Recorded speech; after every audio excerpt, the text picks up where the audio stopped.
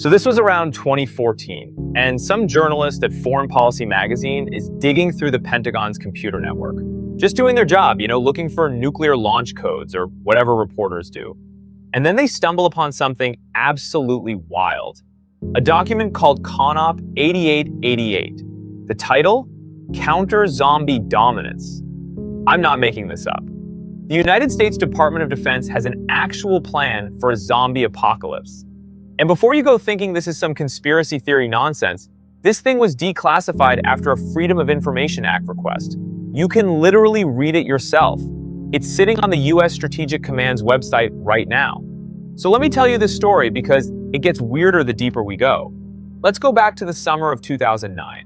A military base in Omaha, Nebraska. US Strategic Command headquarters. Now, Strategic Command is not playing around. These are the people who handle America's nuclear weapons, cyber warfare, and missile defense. Heavy stuff. But in 2009, they had a problem. They needed to train junior officers in something called JOPS. That's the Joint Operation Planning and Execution System. Basically, it's how the military plans for literally anything that could go wrong. Russian invasion? Check. Terrorist attack? Check. Ambassador kidnapped by drug lords? They've got a plan for that too. But here's the thing. When you're teaching people how to make these plans, you need practice scenarios. And usually, they'd use real countries. Like, okay, cadets, let's pretend Tunisia just invaded its neighbor, or whatever. But that's a problem, right? Because what if someone leaks that training document? What if CNN gets hold of it and runs a headline, Pentagon plans military strike against Nigeria? That's an international incident waiting to happen. So these military planners, and I love them for this, they got creative. They thought, what's something so ridiculous, so completely impossible, that no one could ever mistake it for a real plan? Zombies. And just like that, in the summer of 2009 and 2010, ConPlan 8888 was born. The document was officially dated April 30th, 2011, and it's 31 pages of pure, glorious insanity. Now here's what makes this whole thing even better. Right at the beginning of the document, there's this disclaimer, and I need you to appreciate how funny this is. It says, and I'm paraphrasing here, this plan was not actually designed as a joke. They had to clarify that. They knew exactly how this looked, but they went on to explain that using zombies as a training scenario was actually genius. Because planners realized that any fictional scenario using real countries could create political fallout if the public got their hands on it. So they chose something that could never, ever be mistaken for a real plan. A completely impossible scenario. Except here's the thing, they didn't half do it, they went all in. This isn't some 2-page memo that says, shoot the zombies and call it a day. This is a legitimate, detailed military operations plan with mission statements, execution phases, rules of engagement, command relationships, and threat assessments. It reads exactly like every other contingency plan the military has. Nuclear war? Looks like this. Zombie apocalypse? Also looks like this. So what's the mission? Well, according to CONOP 8888, the plan exists to preserve non-zombie humans from the threats posed by a zombie horde, and to preserve the sanctity of human life. They even came up with this beautiful phrasing. Throughout the document, they refer to us as non-zombie humans, because apparently, when the dead rise, we need a technical term to distinguish the living from the undead. And here's where it gets dark. The plan states that because zombies pose a threat to all non-zombie human life, Strategic Command would be prepared to conduct operations in support of any human population, including traditional adversaries.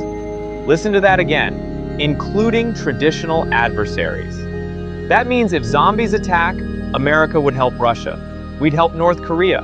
We'd help Iran. Because at that point, humans versus zombies becomes the only thing that matters. Forget geopolitics. Forget nuclear tensions. We're all on Team Human now. I want you to drop a comment right now. If zombies were real, which country would you want on your side? Because apparently, according to Pentagon, we're all allies when the dead start walking. Now we get to my favorite part. The Pentagon didn't just say zombies and leave it at that. Oh no.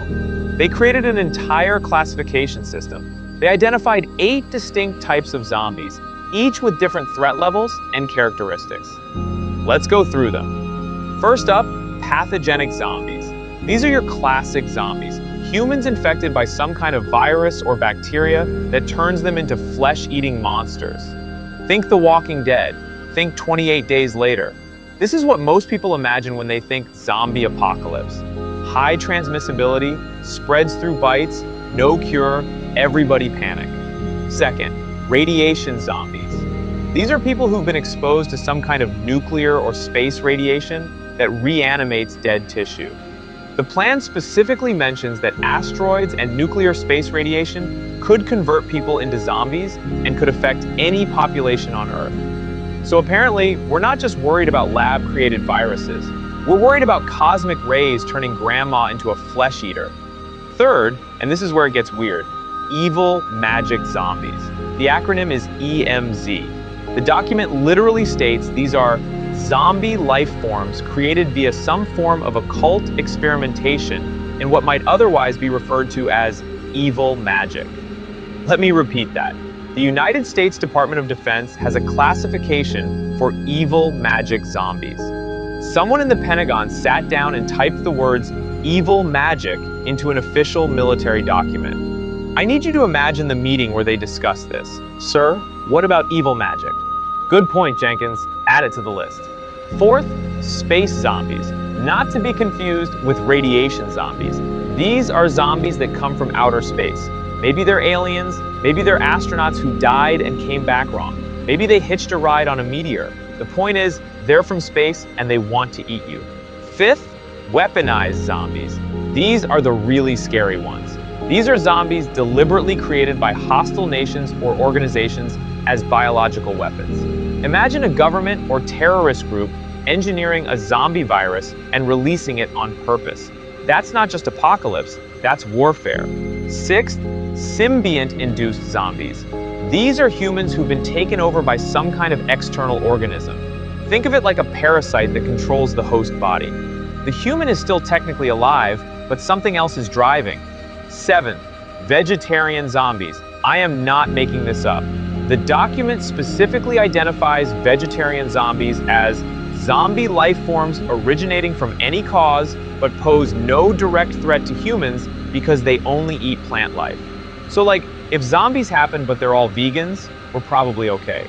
They'll just shamble around eating your garden. The document notes that vegetarian zombies are not a priority threat. And eighth, my absolute favorite, chicken zombies. The abbreviation is CZ. Now, the document points out something incredible here. It says, although it sounds ridiculous, this is actually the only proven class of zombie that actually exists. So apparently chicken zombies are real. Here's how it works.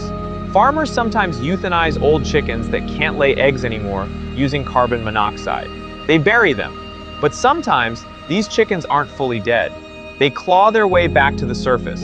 They walk around all zombified. The document states, CZs are simply terrifying to behold and are likely only to make people become vegetarians in protest to animal cruelty.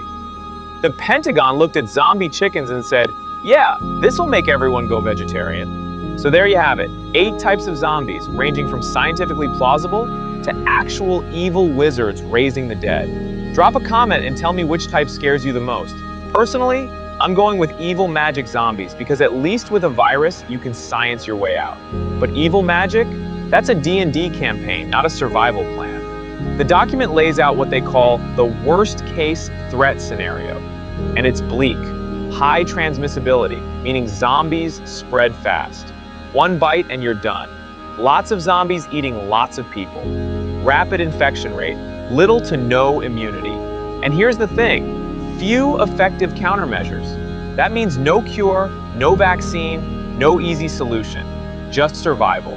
The document notes that zombies are horribly dangerous to all human life, and that infections could seriously undermine national security and economic activities that sustain our way of life.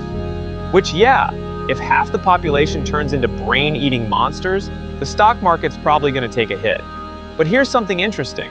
The plan acknowledges that the US has geographic advantages. It's harder for a zombie outbreak starting in Asia or Europe to reach North America because, oceans. But then it immediately points out that air and sea traffic could transport the source of a zombie infection across the Atlantic or Pacific. So that advantage disappears real fast in our modern connected world. One infected person on a plane. That's all it takes. All right, so how does the military actually plan to handle this? Well, they broke it down into 6 phases. And this is where the plan stops being funny and starts being genuinely interesting.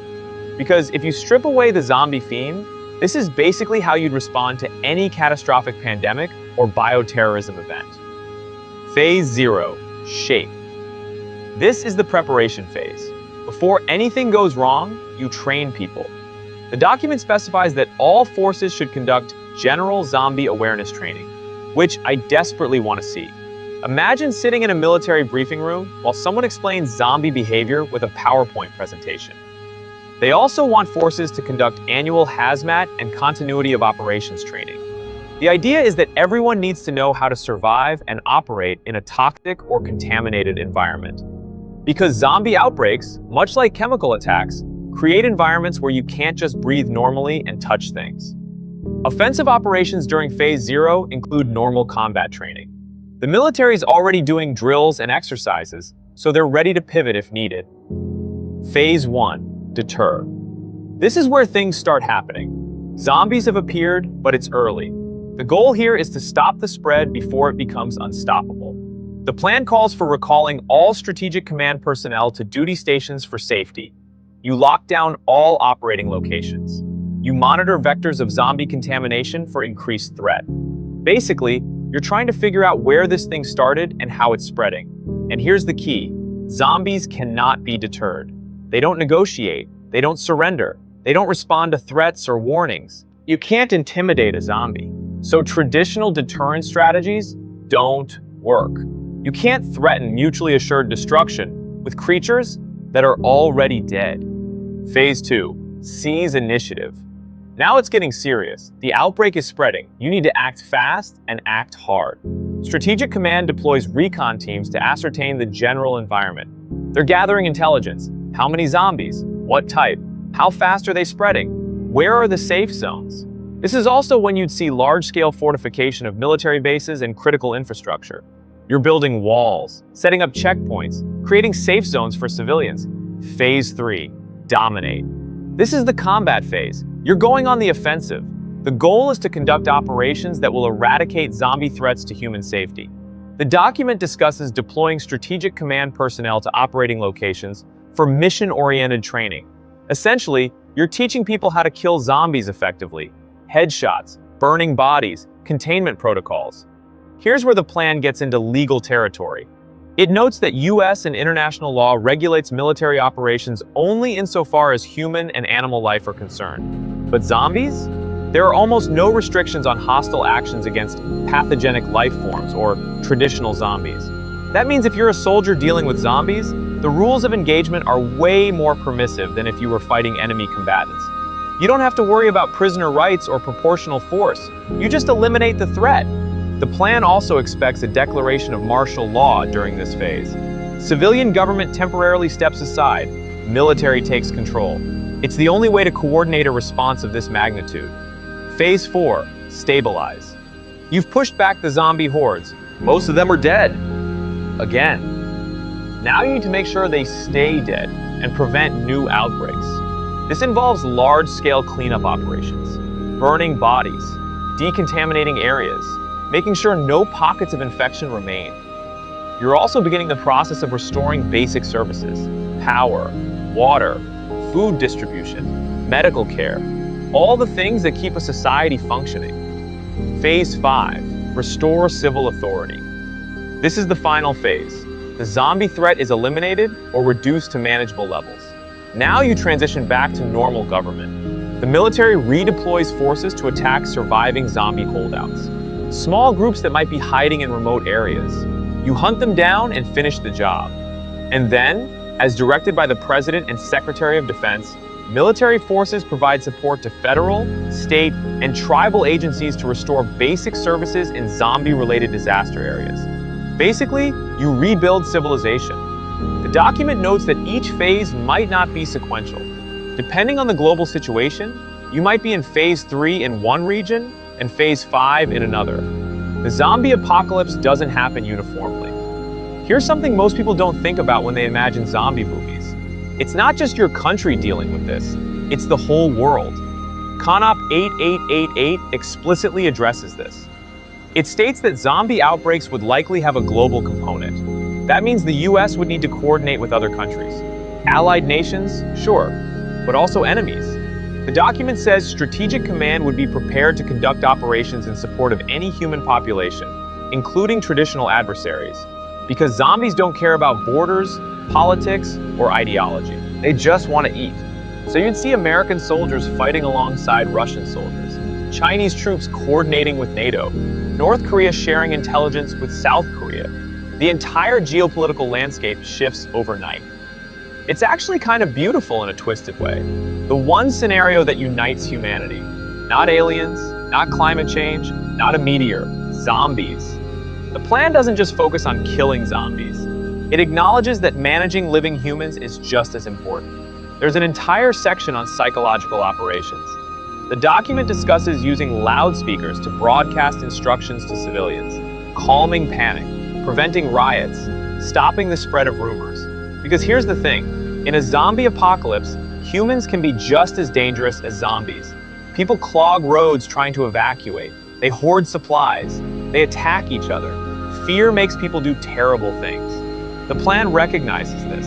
It emphasizes the importance of maintaining the image of an intact government. People need to believe someone is in control, someone has a plan. Otherwise, society collapses before the zombies even finish the job. So obviously, zombies aren't real. Dead people don't come back to life and eat brains. But here's the thing. Strip away the zombie flavor text, and CONOP 8888 is actually a pretty solid disaster response plan. Think about COVID-19. We had phases: detection, containment, treatment, recovery. We had quarantine zones. We had supply chain issues. We had panic. We had the military helping with logistics. CONOP 8888 predicted all of that. Not with zombies, obviously, but the structure is the same. The phases are the same. The challenges are the same. The plan teaches military planners how to think about catastrophic scenarios, how to coordinate multiple agencies, how to transition between crisis response phases, how to maintain order during chaos. It's actually brilliant. They took something absurd and used it to teach serious skills. Because when you're planning for zombies, you can't get political. No one's going to accuse you of warmongering against the undead. No one's going to leak your zombie plan and start a diplomatic incident. It's the perfect training tool. So, CONOP 8888 was leaked to Foreign Policy magazine in May 2014. The story went viral. Everyone thought it was hilarious. The Pentagon has a zombie plan. Late-night talk shows made jokes, memes spread. Navy Captain Pamela Coons, a spokesperson for Strategic Command, had to issue a statement. She explained that yes, the document exists. Yes, it's real, but it's just a training tool. It's not an actual operational plan. The CDC even got in on the action. They'd already been running a zombie-themed emergency preparedness campaign since 2011. Get a kit, make a plan, be prepared, their posters said. Turns out zombies are great for getting people interested in disaster preparedness. But the military did it first, and they did it better. Drop a comment and tell me, if zombies were real, would you trust the military's plan? Or would you be going full survivalist and heading for the hills? Because I gotta be honest, after reading this thing, I think I'd report to the nearest fortified military base and let Strategic Command handle it. They've been planning since 2009. They're probably better prepared than my canned goods and baseball bat. Anyway, that's the story of CONOP 8888, the Pentagon's zombie apocalypse plan. Real document, fake threat. Serious training tool. And remember, chicken zombies are the only type that actually exist. So maybe keep an eye on your local farm.